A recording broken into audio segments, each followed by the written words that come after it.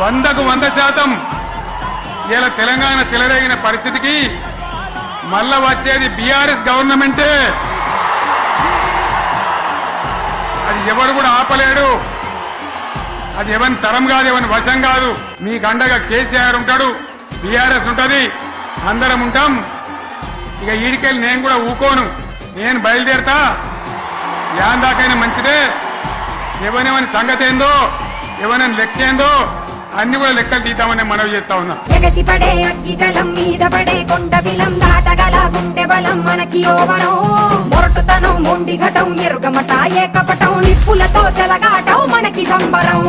అగ్గి శక వాయు శక నీటి శక రాతి శక ఒక్కటిగా ఎదురైన బెదురు ఎరుగమే.